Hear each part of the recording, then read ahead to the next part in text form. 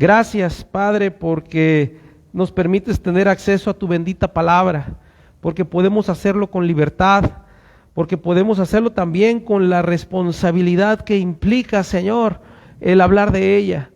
Te ruego, Padre, que bendigas a cada uno de mis hermanos presentes, todos los que estamos aquí, bendícenos con la guía y la instrucción de tu Espíritu Santo, para que toda palabra oída, Señor, sea tu voz, tu palabra realmente hablando a cada vida y corazón. Te ruego, pues, por lo tanto, que me permitas, Señor, solamente ser un instrumento a través del cual tu voz sea escuchada, para que se pueda escuchar esa voz de poder, de autoridad, de amor, pero que también, Señor, podamos ser bendecidos con la precisión de tu palabra, que realmente tu palabra sea dicha en este momento para edificación de aquellos que buscan tu palabra, que buscan tu nombre. Padre, gracias pues por tu presencia en este lugar y por tantas dádivas concedidas a través de Jesucristo. Ayúdanos pues y bendícenos nuestro diario vivir. Te lo pedimos humildemente en el santo y glorioso nombre de Cristo. Amén. Tome lugar, hermanos. Una recomendación, hermanos, si traen su celular y lo traes prendido, por favor, ponlo en modo silencio o apágalo para evitar, ¿verdad?, que nos pueda interrumpir en una parte importante del sermón y que de alguna manera Dios está hablando a cada uno de nosotros y pues no nos interrumpa, ¿verdad? Bueno, pues nuevamente bienvenida, nos complace que esté con nosotros y esperemos que Dios le bendiga grandemente en su vida. Es un placer recibirle y pues de verdad siéntase como en casa. Que Dios le bendiga. Y a todos, hermanos, todos somos igualmente bienvenidos, ¿verdad? Aunque somos de casa, ¿verdad? Pero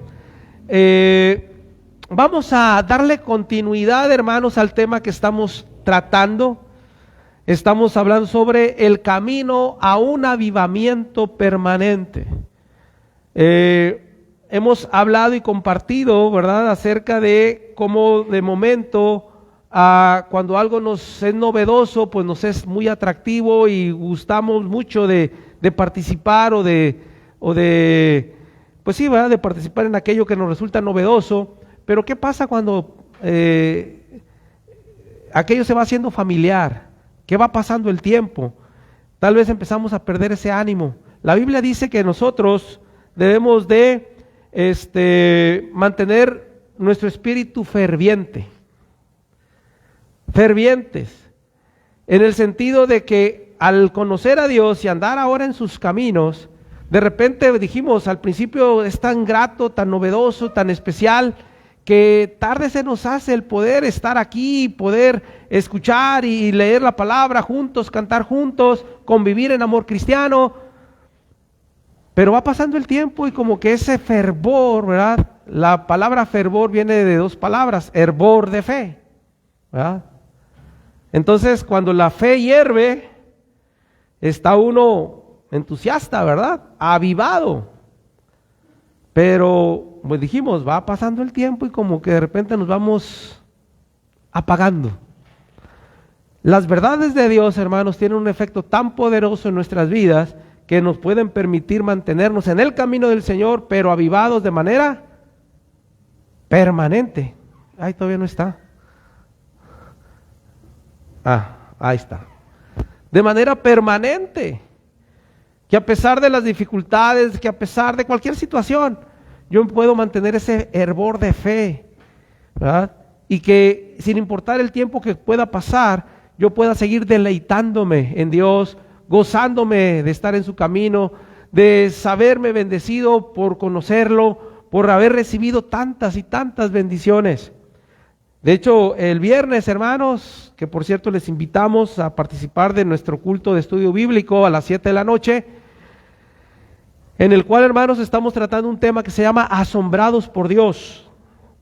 Ese es el tema que estamos tratando y estamos precisamente confirmando cosas muy semejantes a las que acabo de mencionar y de que cómo a veces, hermanos, podemos perder esa capacidad de asombro, aún por Dios mismo, pero es porque a veces tenemos un concepto muy pobre o superficial de lo que es Dios.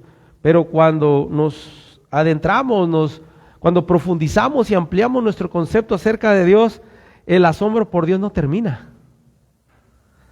Y es algo semejante en este caso en cuanto a las promesas de Dios y a la obra de Dios hecha en Cristo en nosotros. Ese avivamiento, hermanos, ese fervor va a ser permanente, sin importar los años que se tengan conociendo o andando por el camino de Dios, ¿verdad? Algunos de nosotros ya tenemos una buena cantidad de años de estar conociendo de Dios.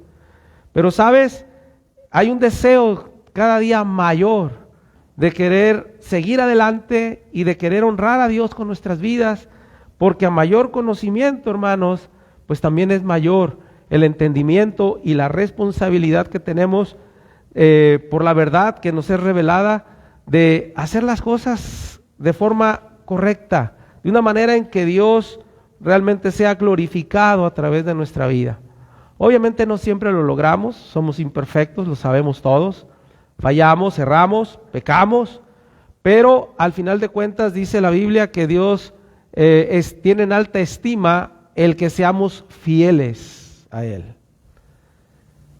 Él no está esperando que seamos perfectos, porque perfectos, hermana, no vamos a poder ser, al menos no en este mundo, pero sí podemos ser fieles a Él, ¿verdad? Eso sí podemos, ser fieles, mantenernos fieles a Él, y al tener las razones y los motivos correctos, vamos a poder ser fieles realmente al Señor. Y lo que estamos viendo a través de la carta a los Romanos, lo que hemos estado analizando, hermanos, versículo por versículo, porque es lo que estamos haciendo, hermanos, tratando de compartir de manera expositiva la palabra de Dios, pero también de forma consecutiva.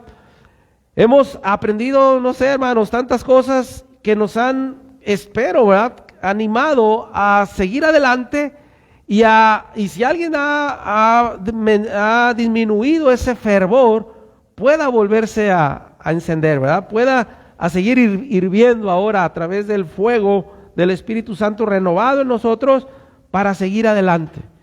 Y que ese fuego, hermanos, sea permanente, ¿verdad? Y obviamente Dios tiene la capacidad, el poder para ayudarnos en este proceso, ¿verdad? Así es que vamos, hermanos, en la sección de Romanos capítulo 6, versículos del 15 al 23. Pero hoy solamente, hermanos, vamos a ver dos versos, el verso 15 y el 16. Con ello vamos a confirmar dos aspectos más que la Escritura nos da en relación a que ahora que estamos en Cristo, estamos vivos para Dios. Sin Cristo dice que estábamos muertos por causa de nuestros delitos y pecados, pero que ahora estando en Cristo tenemos vida en su nombre. Pero estamos vivos no para vivir como queramos o pensemos que es mejor, sino vivir para Dios, vivir para Dios. Y antes de llegar ahí, hermanos, déjenme decirles que el pecado es el poder más devastador, debilitante y degenerativo que haya experimentado el ser humano. De hecho, hermanos, su malignidad corrompió la creación entera.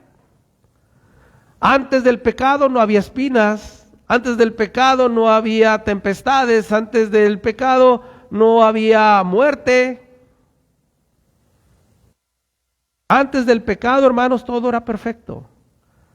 Pero una vez que llegó el pecado al hombre y a la creación, dice la Escritura que fue sujeta a maldición por causa del pecado. La palabra de Dios, hermanos, caracteriza el pecado y sus efectos de muchas maneras.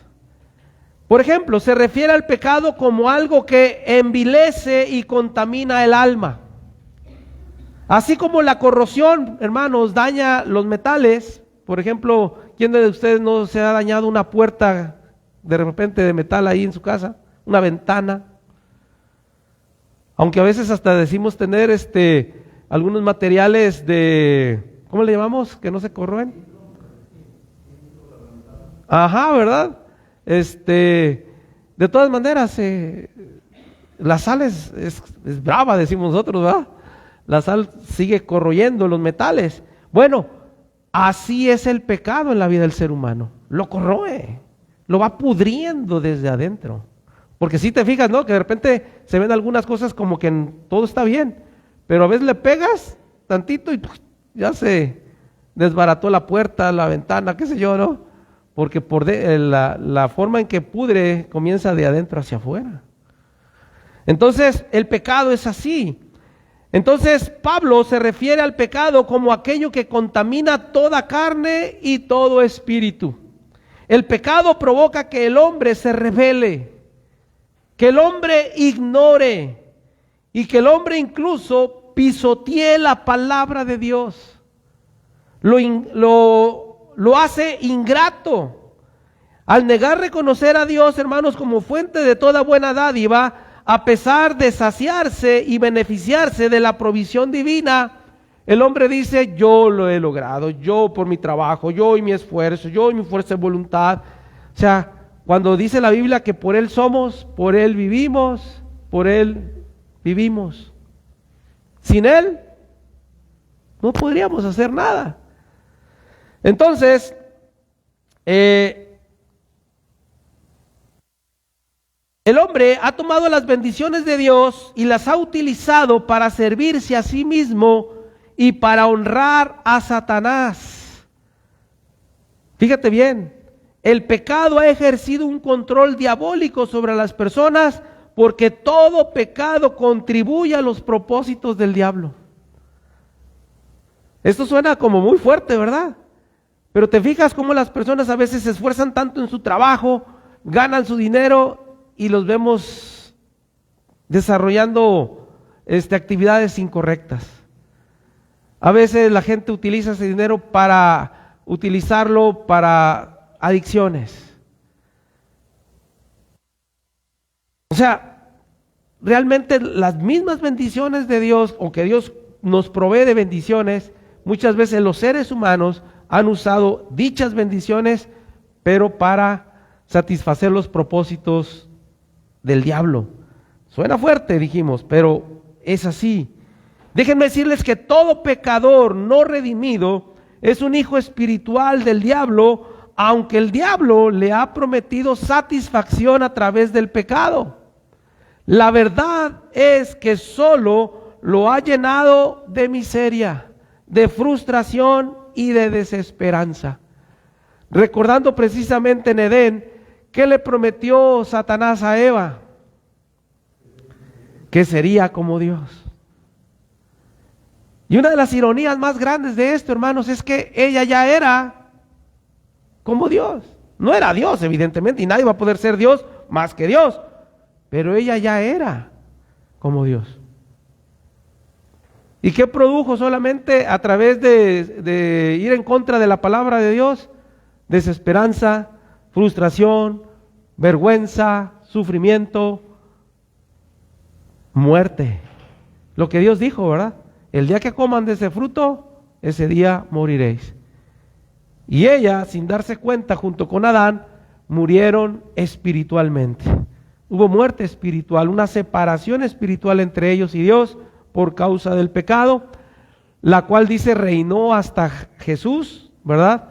Y una vez viniendo Jesús, dice que ahora el hombre está unido a Dios a través de Jesucristo. Pero la persona, una vez que se arrepiente de su pecado y cree en Jesús como Señor y Salvador, como aquel que dijo: yo soy el camino, la verdad y la vida, dice que Él nos lleva al Padre. Él es el que nos lleva al Padre. Por lo tanto, hermanos, eso es algo interesante, ¿no?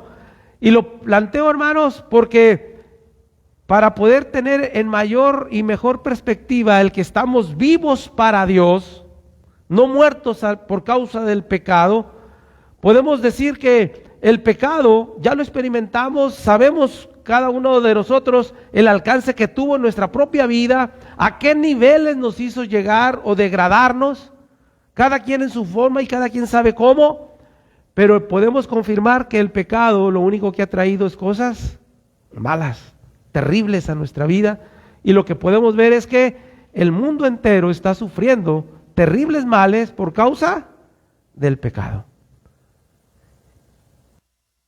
Aún más, la Biblia misma enseña, hermanos, que hay todavía un mayor sufrimiento por causa del pecado después de este mundo, que es la condenación eterna, el infierno. Pero para eso vino Cristo, ¿verdad? Para buscar y salvar lo que estaba perdido. Por eso vino.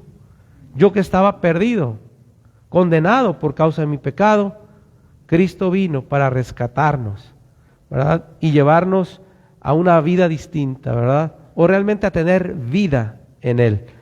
Y por eso, estando ahora en Cristo, dice que estamos vivos para Dios. ¿Qué implica el estar vivo para Dios? ¿Qué implica que una vez que hemos conocido el pecado, ¿verdad? Y la magnitud que tuvo en nosotros, ¿cómo debemos llevar o conducirnos en relación a esto? Bueno, en algunas Biblias, no sé si en la tuya esté, hay un encabezado ahí en el versículo 15 de Romanos 6. ¿Cuál es el encabezado que tiene ahí? Siervos de la justicia. Te quiero recordar, tal vez tú ya lo sepas, pero la palabra siervo en la Biblia viene de la palabra esclavo. Un esclavo. Normalmente un siervo, una persona que servía a otra en el tiempo bíblico, en el tiempo de Jesús, ¿verdad? En el tiempo de los apóstoles, en el tiempo en que Pablo escribe esta parte de esta carta, la idea de que un hombre tuviera un siervo era que él compró los servicios de esa persona para que fuera su esclavo. Obviamente el concepto de esclavitud que a lo mejor tú y yo tenemos es de abusos y de violencia y de intransigencia y cosas terribles, como lo que se vio en Estados Unidos particularmente con los esclavos allá, ¿verdad? No sé si alguien conozca un poco de historia, pero me supongo que a lo mejor han visto más de alguna vez una película o algo en donde se mira cómo los blancos trataban muy mal a los negros, ¿verdad? Así se le llamaban. Abusaban de ellos y hasta los mataban por placer a veces. Bueno, en el contexto bíblico no era así, hermanos. El contexto bíblico enseña que una persona que se vendía o era vendido como esclavo, la mayoría de ellos mismos se vendían como esclavos. Ellos mismos, por su situación económica, por ciertas condiciones que afectaban sus vidas, no veían otra opción más que venderse como esclavos. Lo bonito de esta parte es que ellos podían recuperar su libertad comprando, redimiéndose ante su amo. Redimir significa comprar. Y en este caso, comprar la libertad. En el contexto de lo que estamos viendo en Romanos 6, hermanos, dice la Biblia que nosotros estábamos muertos por causa de nuestros pecados y éramos siervos del pecado, esclavos del pecado, pero Cristo redimió nuestra vida y nos dio libertad para ya no ser esclavos del pecado, sino, como dice ahí, siervos o esclavos de la justicia. Fíjense qué interesante. Pero bueno, dijimos, vamos a ver solamente dos versículos, versículo 15 y 16, y vamos a ver el primero, versículo 15, hermanos, vamos a leer todos juntos. Dice, ¿qué pues?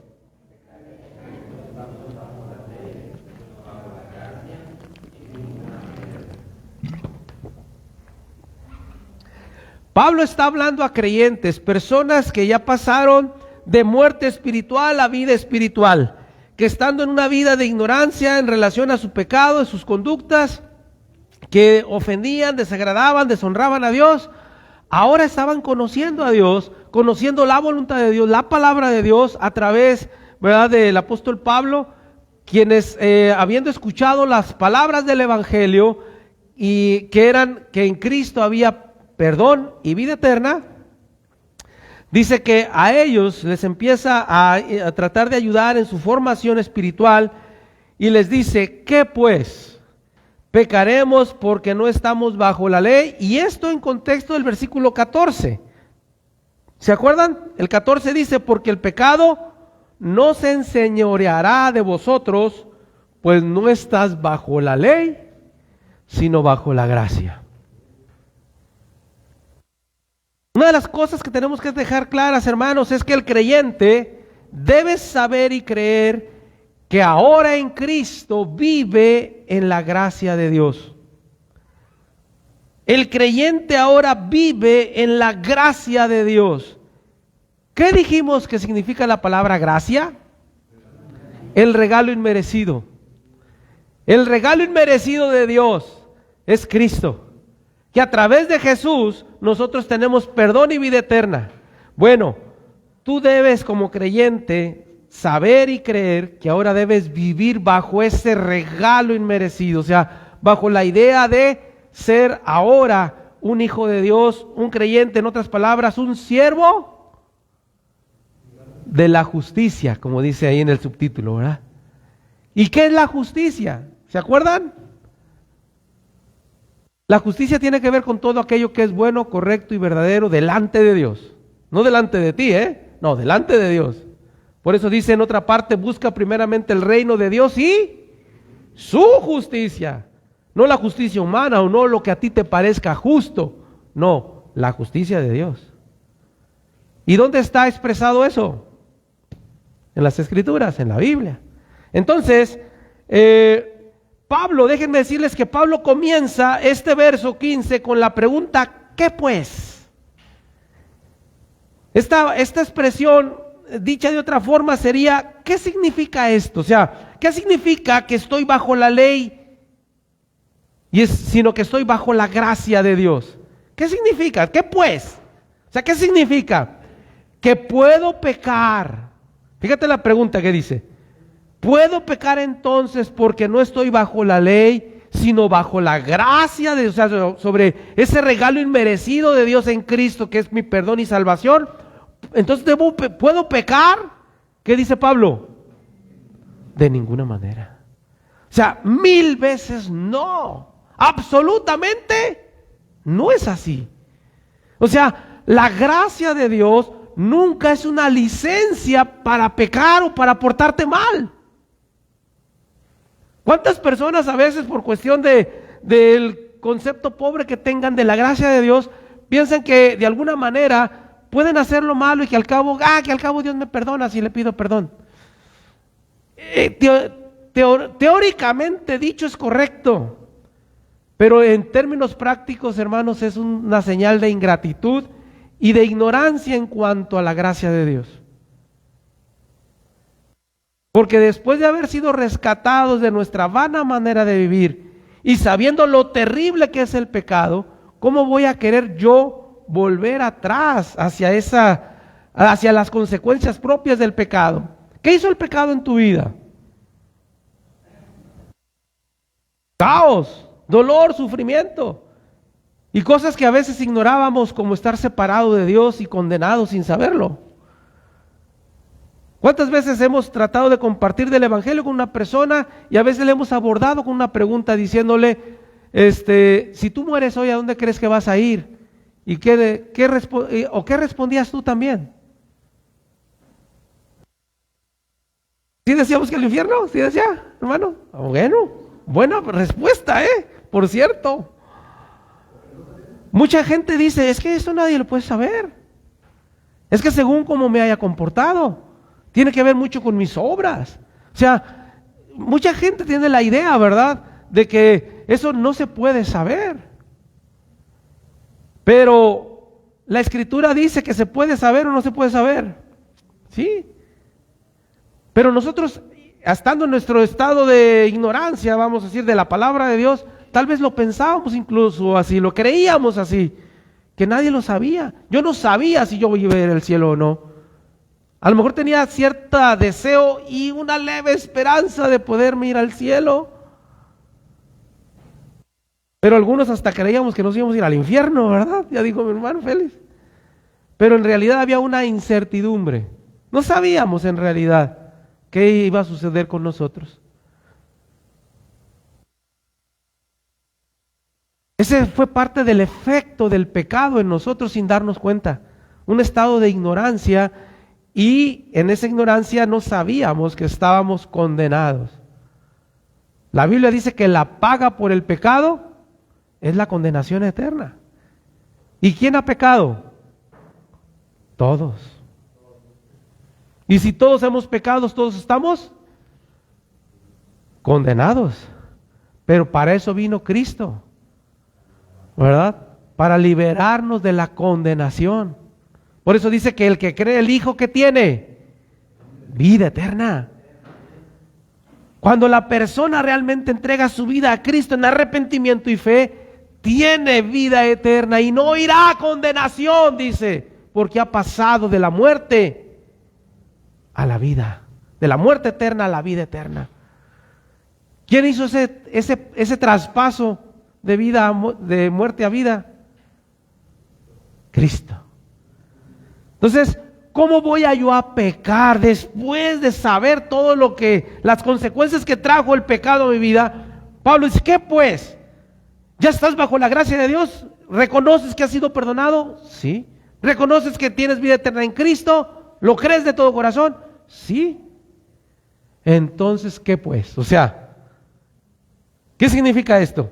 Que vamos entonces a estar pecando porque no estoy bajo la ley de Dios que me condena. La ley de Dios establece que si yo he fallado en alguna ley establecida por Dios, es pecado, y si peco, merezco el infierno. Entonces, ¿voy a estar pecando deliberadamente? Porque quiero aclarar que todos pecamos aquí.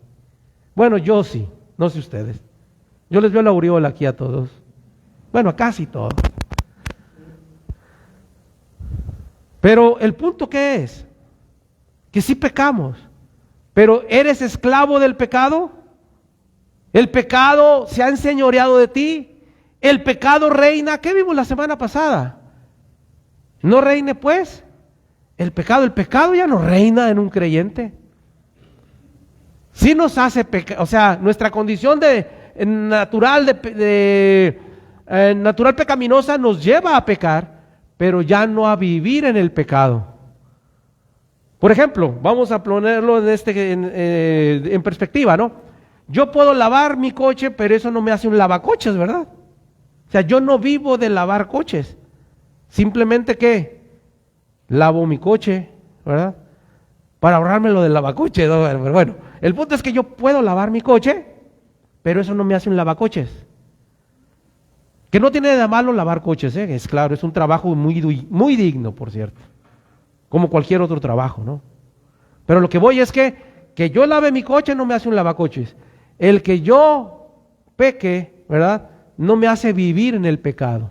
Yo no vivo en el pecado. El creyente, pues, no debe vivir en el pecado. Puede lavar su coche, sí, pero no vive de lavar coches. El creyente, ¿verdad? Peca, pero no vive en el pecado. ¿Sí me explico? ¿Sí está más o menos la idea? Por eso Pablo está diciendo, vamos a pecar deliberada e intencionalmente, porque ahora sé que soy perdonado en Cristo y que Dios me ha dado vida eterna. ¿Qué dice? De ninguna manera. Esto, hermanos, lo decía Pablo precisamente porque había personas que lo cuestionaban en términos de la predicación del Evangelio y de la gracia de Dios. Pablo se estaba anticipando precisamente a las conclusiones falsas que sus adversarios lo acusaban de que ellos recibían y creían en la gracia de Dios, lo cual les permitía una licencia para pecar. O sea, la gente quería menospreciar la veracidad del Evangelio que Pablo predicaba, diciendo que Pablo predicaba que si tú crees en Cristo, tú eras libre de pecar, que al cabo tú ya te ibas a salvar y Dios te iba a perdonar siempre. Pablo quería adelantarse a esos cuestionamientos, de hecho ya lo sabía, ya había ese tipo de cuestionamientos, por eso Pablo en su carta él incluye este aspecto, por eso dice, si tú ya no estás bajo la ley de Dios en términos de estar condenado, sino que ahora estás en un estado de gracia de Dios que es perdón y salvación, ¿vas a entonces a seguir pecando? Dice, de ninguna manera, ¿verdad? De ninguna manera. Entonces, decíamos, esta es la forma de anticiparse del apóstol Pablo a las conclusiones falsas que sus adversarios, quienes lo acusaban de que aquellos que recibían y creían en la gracia de Dios eran libres de pecar, ya que no estaban bajo la ley, o sea, no estaban sujetos a la ley. Para sus opositores, vivir bajo la gracia era equivalente a quedar libre de toda restricción moral.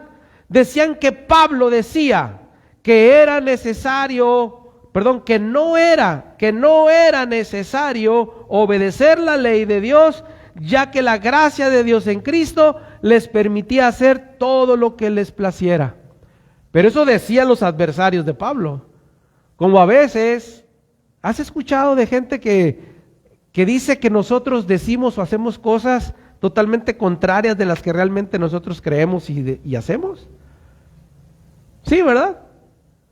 Una de las más populares que yo recuerdo que dicen que nosotros hacemos, que aquí nos intercambiamos las esposas. ¿Y es cierto eso? De ninguna manera. Que nos dan dinero, ¿verdad? Que nos cobran. Órale. A ver, ¿qué pasó con dos hermanos? A ver. No estamos poniéndonos rígidos en la cobra de impuestos aquí. Hermanos, ¿se les cobra? ¿Sí? ¿A quién? A ver, págame. Ándale, págame. Hermanos, no cobramos a nadie nada. O que se nos manda dinero de Estados Unidos. Pues ya tengo 39 años, hermano, y no he recibido ningún cheque. Imagínate el chequezón cuando llegue. No, hermanos. Muchas cosas que no son verdad. ¿Para qué? Para socavar la veracidad del evangelio que predicamos. Que predicamos un evangelio de gracia a través de Jesucristo, que no requiere de obras tuyas para salvarte, por cuanto la obra de Cristo es suficiente para perdonar los pecados, por cuanto Él fue el único cordero enviado por Dios para el sacrificio de tus pecados. Él es el cordero de Dios que quitó mis pecados. Es lo que predicamos, hermanos, que en Cristo hay perdón, vida eterna, una vida nueva, vida plena en abundancia, una vida eterna con Dios. O sea, es lo que predicamos.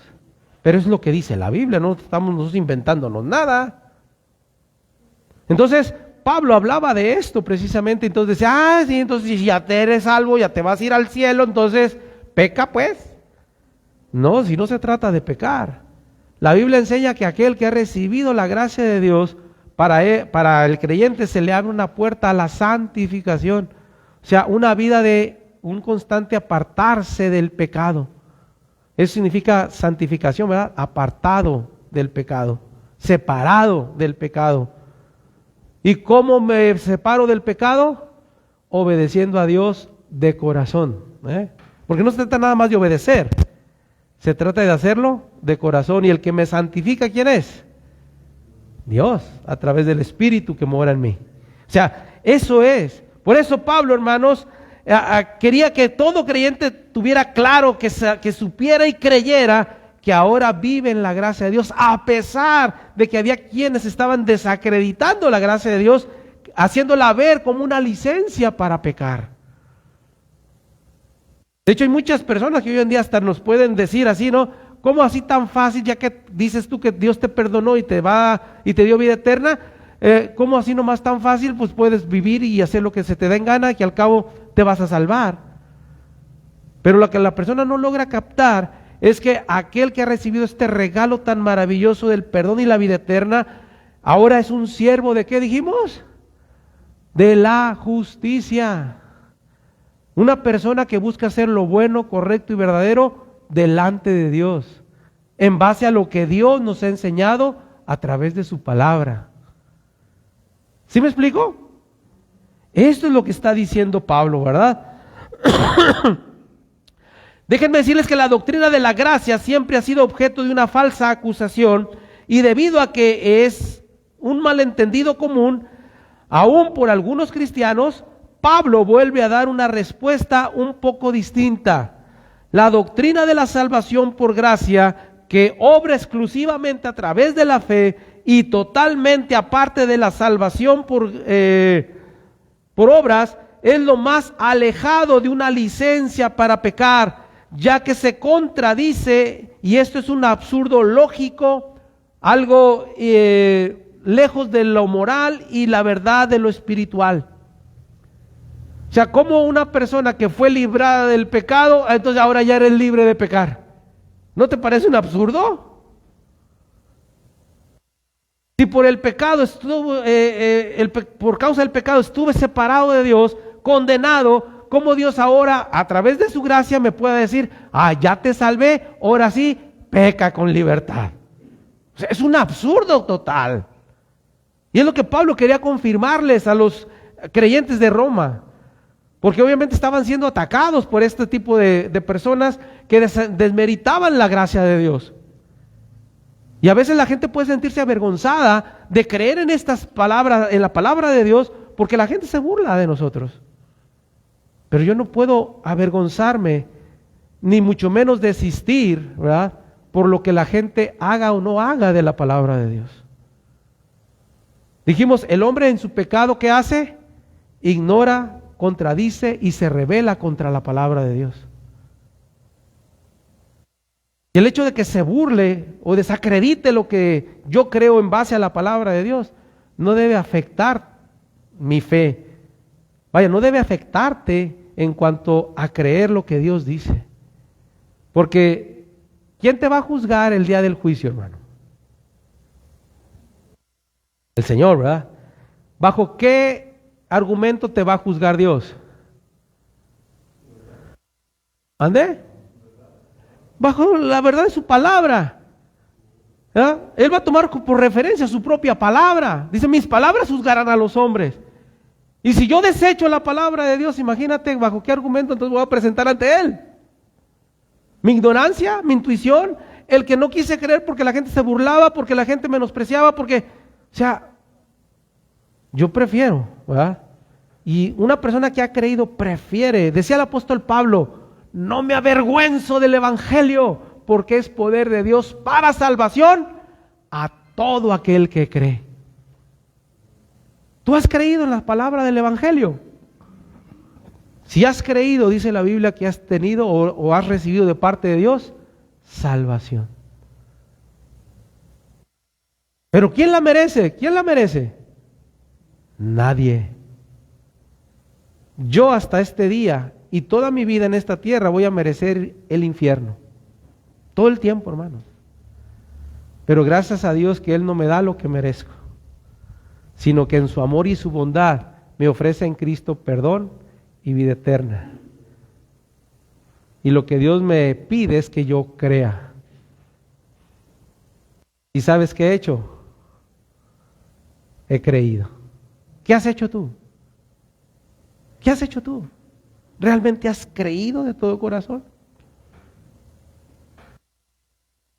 Cuando Jesús estuvo aquí en la tierra, hermanos, y empezó a hacer su obra mesiánica, que era ofrecer sanidad y hacer los milagros, señales y prodigios que hizo, normalmente todas las sanidades que hizo y los milagros eran la antesala de lo espiritual. O sea, así como tú creíste por fe que yo puedo sanarte de tal o cual enfermedad, así mismo por fe, si tú crees que lo que yo voy a hacer en la cruz te libra de pecado y te da vida eterna, así será también.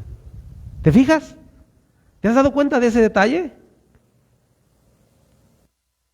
De hecho, había personas que decían, Señor, no puedo creer lo que tú dices, ayúdame en mi incredulidad.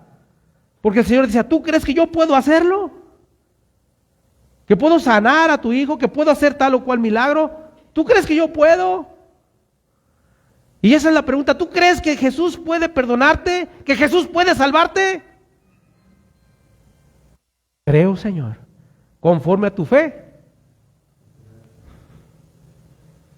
Porque por gracia somos salvos por medio de la fe, y esto no es de nosotros, pues es un regalo de Dios, y no es por obras para que nadie se gloríe. Efesios 2, 8 y 9. Eso es lo que predicamos, pero eso es también lo que nos predicaron, y es lo que hemos creído. y en lo que animamos a otros a que crean. Pero eso es algo personal, ¿verdad? Nosotros no podemos exigir o acorralar a una persona para que lo haga. No, eso es algo personal. Esa es una labor de Dios a través de su Espíritu Santo, quien convence a tu espíritu de esta verdad.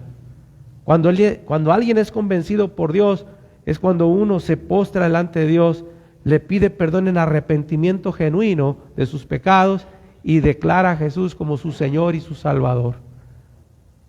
Todo aquel que cree en Él tiene vida eterna.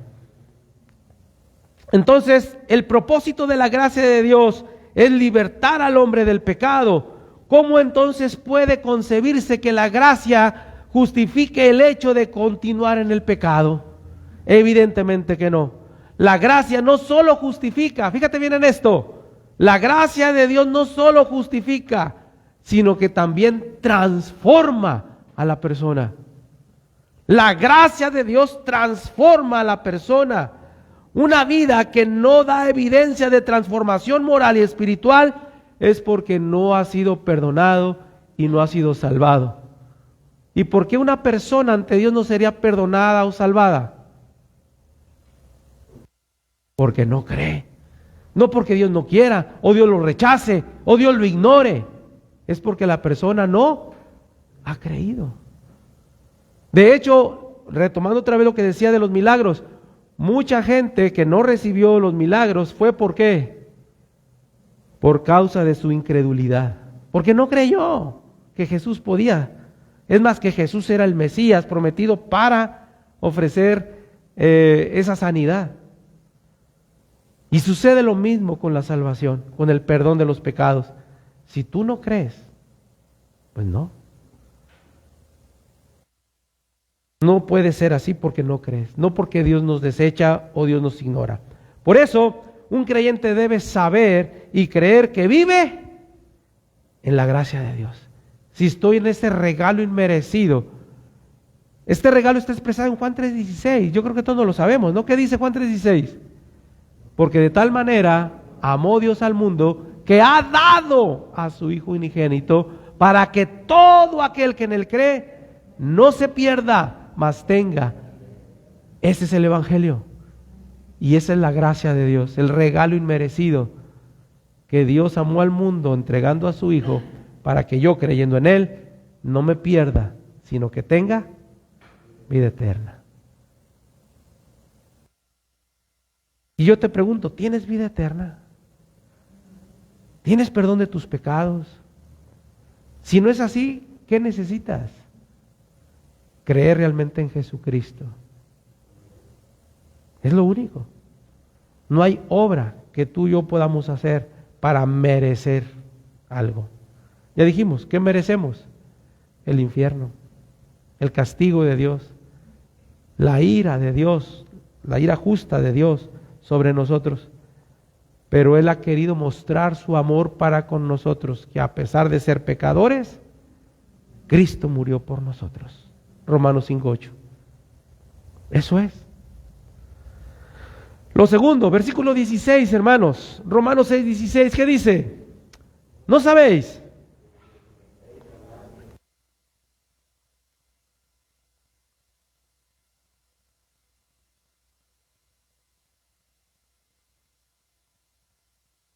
Fíjense qué interesante. Pablo confirma la idea que va manejando, ¿no? Que está presentando. Pero dice, ¿no sabes que si te sometes a alguien como esclavo, lo que te decía, si yo me vendo como esclavo, ¿cómo debo de actuar? Pues como esclavo, ¿no? No voy a quererme hacer de patrón, ¿verdad? Pues, ¿cómo? Si me vendí como esclavo, hermana, pues me tengo que portar como esclavo, ¿verdad? Pero dice, si tú te sometes a alguien, porque había que someterse, o sea, bajarle a tu orgullo, ¿no? Decir, ¿por qué me va a mandar? Pues, bueno, tienes que... La palabra someterse es colocarte bajo autoridad de alguien. ¿Ah? Colocarte bajo autoridad, eso es someterse. Por eso dice, si te sometes a alguien como esclavo o como un siervo, es para obedecerle, ¿sí o no? La Escritura aquí lo menciona fácil. Dice, si tú eres esclavo, o sea, tú eres esclavo de aquel a quien obedeces. ¿Obedeces al pecado? Eres esclavo del pecado. Si obedeces a la justicia, ¿eres un siervo o un esclavo de la justicia? Fíjate qué claro está, ¿verdad? A lo mejor estos pasajes de repente parecen como tipos trabalenguas, ¿no? Pero teniendo la calma como ahorita, ¿verdad? Para verlos, analizarlos, quedan claros. Dice, no sabes. Por eso el creyente debe saber y debe creer que es un esclavo de la justicia. Hermanos, si vivimos en la gracia de Dios, no podemos menos que ser esclavos de la justicia o siervos de la justicia. No creo que, si no vamos a pecar, en el sentido pues de pecar intencionalmente, deliberadamente, ¿verdad? Sea para seguir en el pecado, o sea, pues no, obviamente, o sea, la idea es que nos dice Pablo, si tú te has decidido colocar bajo autoridad de alguien para hacer lo que ese alguien te dice, en este caso, por eso debemos reconocer a Jesús como nuestro, ¿qué dijimos? Salvador y Señor, el que me manda.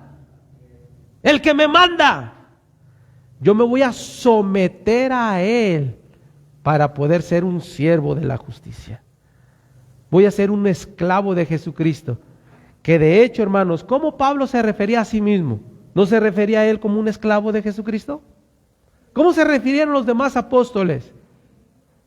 ¿Como siervos de Jesucristo? O sea, esclavos, porque ellos voluntariamente decidieron colocarse bajo autoridad de Jesús. O sea, Jesús me manda ahora. ¿Cuándo fue eso? Cuando reconocemos que Él es nuestro Señor. La palabra Señor en la Biblia no es una persona de respeto o de edad. No, un Señor en el tiempo bíblico, en el tiempo que se escribió la Biblia, era una persona que era dueño de esclavos. O sea, no se le decía Señor a cualquier persona. Se le decía Señor a aquel que tenía esclavos. O sea, si yo era su esclavo, ¿qué le decía? Señor. ¿Ah? O amo. ¿Verdad? Eso era. Y es lo que está diciendo aquí. Yo debo colocarme voluntariamente en la autoridad, reconociendo a Jesús como mi amo, mi dueño, mi Señor, o sea, el que me manda. ¿Y sabes lo hermoso de nuestro Señor Jesucristo como amo? Que Él no es tirano, no es malvado, no es perverso. Al contrario, es el mejor amo, el mejor Señor, porque Él busca el bien de sus siervos, lo mejor para sus siervos. Y no me estoy refiriendo a dinero, que eso es lo más trivial que podemos ofrecer en un sentido, ¿no? Yo creo que la paz, la tranquilidad, la felicidad son más valiosas que el dinero, ¿no lo crees? Eso es lo que Cristo nos da. Lo demás es añadidura, hermano. Todo lo demás es añadidura. Pero lo que Cristo nos ofrece es lo mejor que tú y yo necesitamos. Por eso debo colocarme o someterme, ya para no explicarlo tanto, someterme a Cristo para ser un esclavo siervo de la justicia, de todo lo que es bueno, correcto y verdadero delante de Dios. Entonces, Pablo comienza otra vez con otra pregunta en el versículo 16, diciendo, ¿no sabes? O sea, no debes de ignorarlo, ¿verdad? Dice, con esta expresión Pablo implica que sus lectores reconocerían de inmediato la verdad de lo que está diciendo y lo considerarían con suma seriedad. Cualquiera que se somete como esclavo es para obedecer. ¿O cuál sería la finalidad de venderte como esclavo, verdad? Pues no había otra forma, no había otra idea, ¿no? Era para obedecer. En este caso, hermanos, los que han creído en Cristo, los que han entregado su vida a Él, estos se someten a Cristo para obedecer y para servir a la justicia. la cual es una marca visible de haber recibido perdón y vida eterna. En otras palabras, una persona que busca hacer lo bueno, correcto y verdadero, habla que en él ya hubo perdón y recibió la vida eterna. Pero una persona, hermanos, que dice que cree y vive con deshonestidad, con mentiras, con engaños, maledicencia, fornicación, adulterio, qué sé yo, ¿puedes pensar que tiene vida eterna? ¿Que realmente ha creído en Jesús? ¿Que se somete al señorío de Cristo? Vivir en la justicia es una señal visible, o sea, se puede ver. Estaba diciendo un hermano el otro día que él iba caminando y iba deprisa y de repente por un descuido que tuvo, túmbale el espejo a un coche. ¿Qué hubieras hecho tú?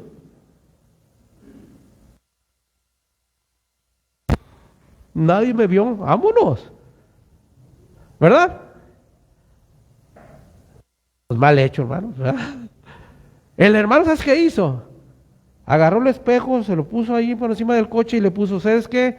Te tumbé tu espejo, fue sin querer, este es mi número, llámame, te voy a pagar. ¿Qué? ¿No es justo hacer eso? El hermano lo hizo. Y tal vez muchos pudieran haber pensado, qué tonto, ¿no? Nadie lo vio, nadie se iba a dar cuenta. Pero Dios ya se había dado cuenta. Y Él mismo se había dado cuenta. Entonces, este es mi número. Y decía todavía, hermano, pero no me ha llamado. Yo estoy hasta preocupado, dice, porque no me ha llamado. Yo creo que esta persona se había quedado sorprendida de haber dicho, no, que le voy a llamar, ¿qué voy a cobrar? Ya con su gesto de honestidad, con eso me pagó. Tal vez, yo no lo sé. Pero, oye, no, decía el hermano, es que no me ha llamado todavía, ya pasaron días y no me ha llamado. Pero, ¿qué no deberíamos de ser así? ¿Los siervos de la justicia? Que si estoy haciendo algo, hacerlo con excelencia, de la mejor manera. No, ay, así nomás, sí déjalo, ya, vámonos. ¿Me explico? ¿Por qué dices que haces algo, o vas a hacer algo, y debes hacer bien, lo haces así nada más? Hablando, por ejemplo, del trabajo, pues. Ay, como sea, que al cabo que tiene. No, lo debo de hacer de la forma más excelente, porque todo lo que haga lo voy a hacer ¿para quién?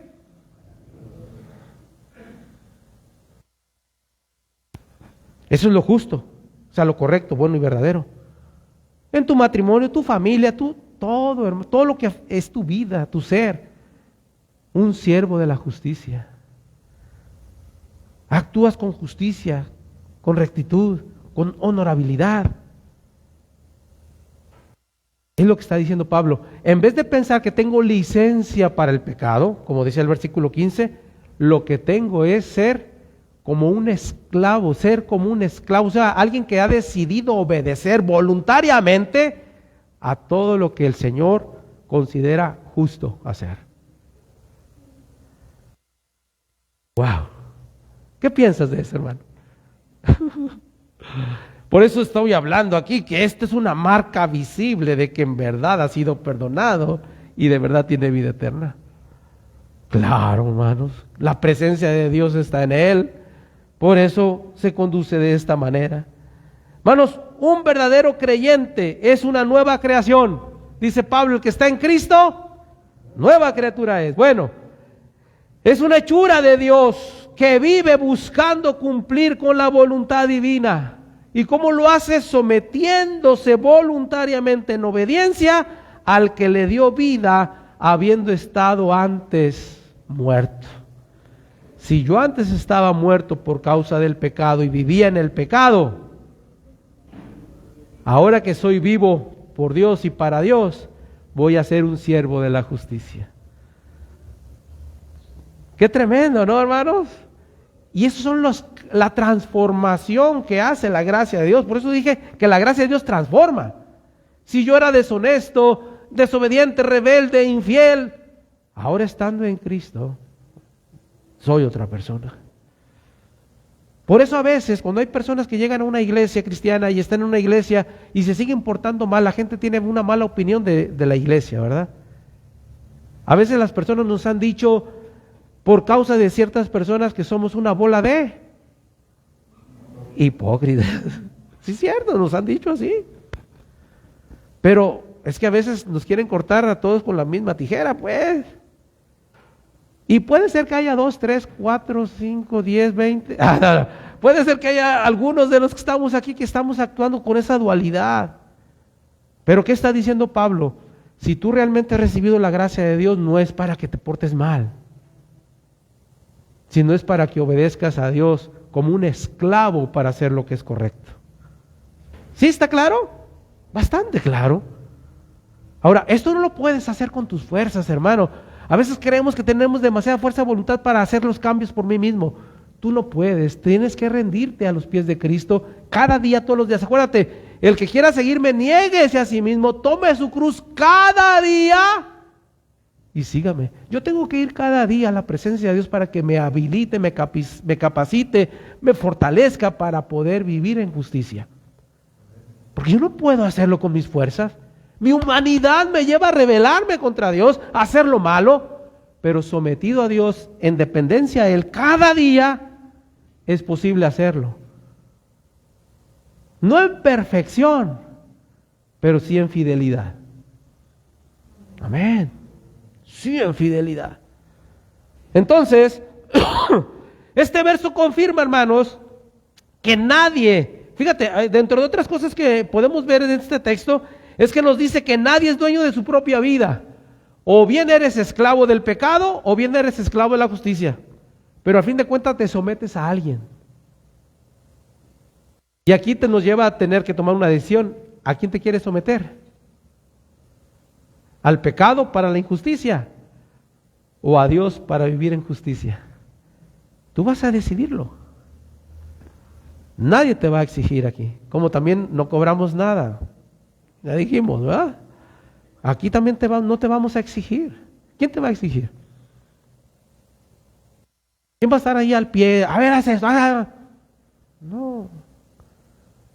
Además de que no podemos, ¿verdad?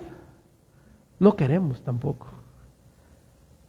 Pero el que sí está al pie de tu vida es Dios, a través de la presencia del Espíritu Santo en tu corazón, que te guía, que te anima.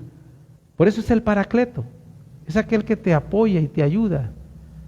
Y en este caso, si Él manifiesta su fruto, que es amor, gozo, paz, paciencia, benignidad, bondad, fe, mansedumbre y templanza, es claro que estás capacitado para vivir en justicia, para ser un siervo de la justicia.